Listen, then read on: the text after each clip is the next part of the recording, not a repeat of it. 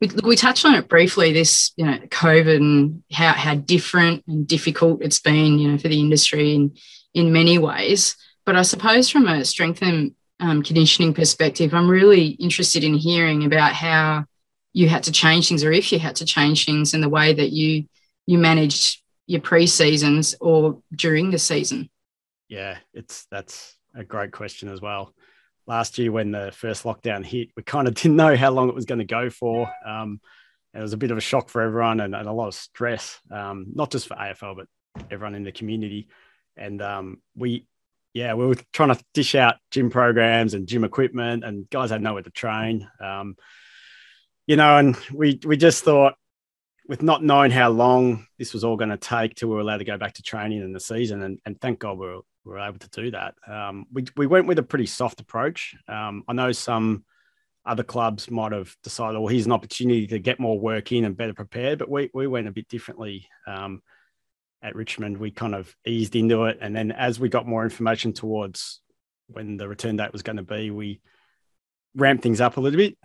We did all the things that you probably saw in the news with the Olympic athletes. We did a lot of Zoom group sessions and that kind of thing. But we realized pretty fast that we got more out of those if we tried to make them fun and lighthearted rather than hard work. And we got more buy-in from the boys because they didn't have to come and join, but yeah, we got much better buy-in when we tried to make them more fun. And then, once we were back, we didn't have long before the season started. I think we had 4 weeks before we played Collingwood, which was round 2. So we went straight back into a pretty full-on program. And then once we got up to Queensland, it was, a different challenge in itself. We were training at different ovals, different gyms. Often we wouldn't know what was at a gym until we rocked up. The hotel gym that night. Hotel gyms. Well, yeah, we were really lucky. And I definitely think it was an advantage. We had our own hotel, which only we were staying at. We had no other team staying there. And the AFL were terrific, actually. They helped us get some gym equipment into the gym. So instead of, for the first few weeks when we were kind of all over the place, trying to find gyms and train wherever we could, we actually managed to set up a really good gym at the hotel, which was a big advantage in the end. I think we cut down lots of travel time and a lot of those frustrations which come with that. But yeah, moving forward, then, COVID, obviously the season ended later, which meant we came back to preseason really late. And then this year we sort of only had about 6 weeks before we started. So yeah, it's been really, really challenging. But, it's, we're not alone there. Everyone's sort of going through the same thing. Do you feel like you can face anything now, like in terms of the way that you can adapt and be versatile? I think so. I think some of the things we've had to do and in sport in the last 18 months, if you had told us that 2 years ago, you'd just shake your head and say, there's no way that would happen.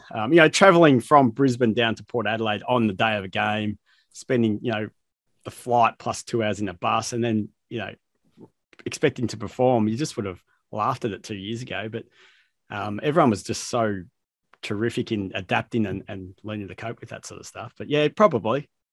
Did you have to, how did you change your, I guess, there's a very sort of formulaic way to doing things, I think, when you get into a regular part of the season. But with COVID, did you have to consult more widely with your other coaches, not outside of strength and conditioning, I'm guessing sort of well-being, mental health, that type of thing, and how you approached and how you were training the boys? Yeah, absolutely.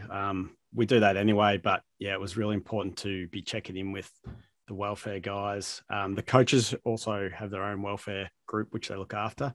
There was constant meetings and communication about those things. I think in terms of strength and conditioning, we have formulas and programs which we have adapted over the years, and it's kind of a slot and insert with those programs. But with COVID, especially last year, we would play games and then not know at the end of the game when our next game was going to be.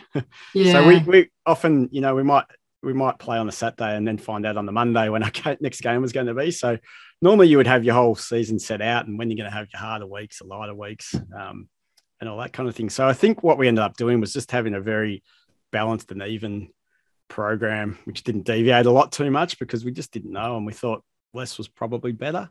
Yeah. For performance. Yeah.